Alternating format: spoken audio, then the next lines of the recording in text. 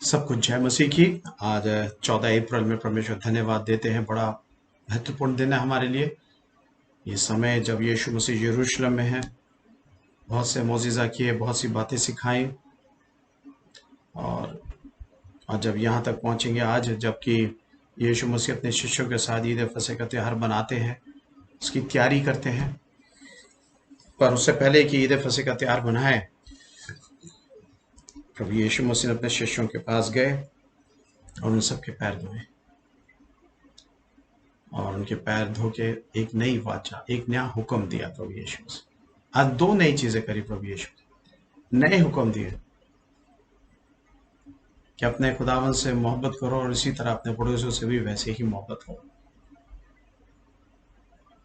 खुदावन मोहब्बत है, जो खुदा में कायम रहता है, खुदावन की मोहब्बत उसमें कायम रहती है।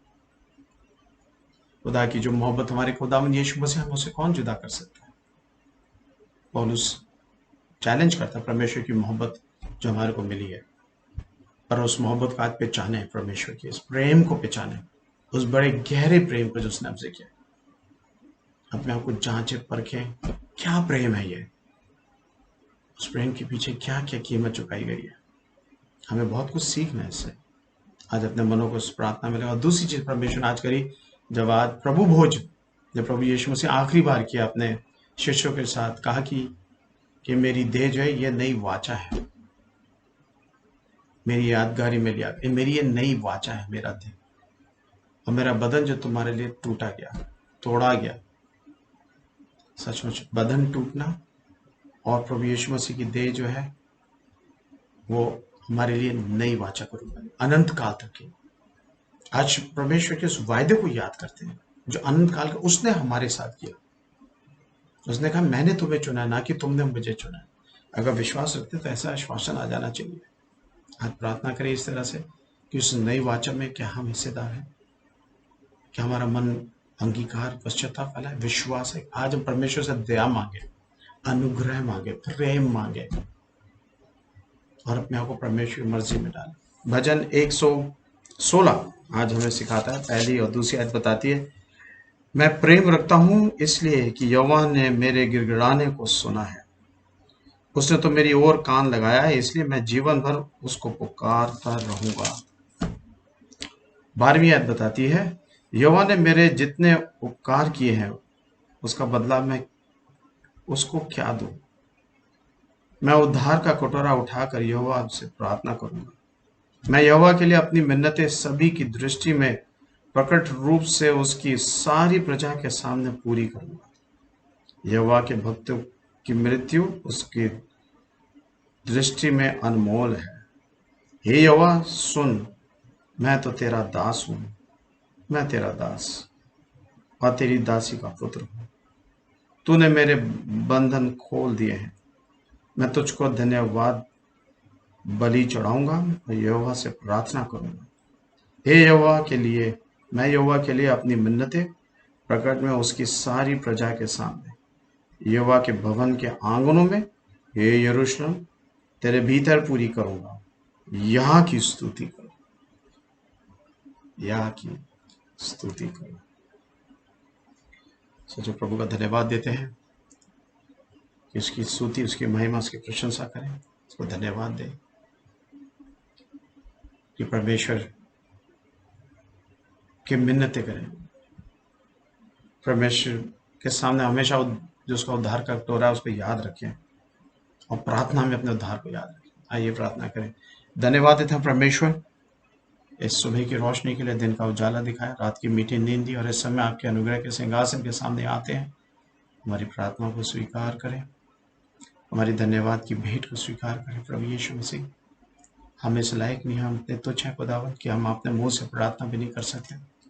और धन्यवाद देते हैं कि आप दयालु परमेश्वर, हमारे पापों की ओर दृष्टि दया की लगाते हैं, ना कि घृणा की, ना कि न्याय की।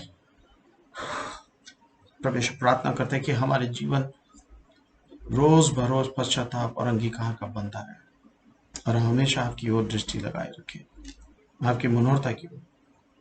प्रभु जी, आपने जो दो खास बातें आज हमें सिखाई हैं, हम उसके प्रेम में जो प्रभु यीशु मसीह ने हमें हुक्म दिया प्रभु जी, और उस हुक्म को पालन करें, उस नए प्रेम को जो आपने हमें दिया प्रभु यीशु मसीह में, कि खुदा ने हमसे मोहब्बत करी।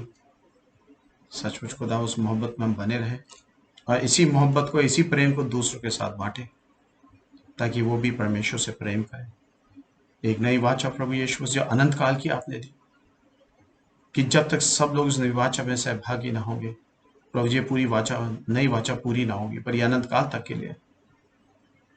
प्रभु जी धन्यवाद देते हैं इस पवित्र योजना के लिए जो अपनी ओर से पूरा करेंगे। धन्यवाद, आदर, महिमा को प्रभु यीशु मसीह समय के लिए।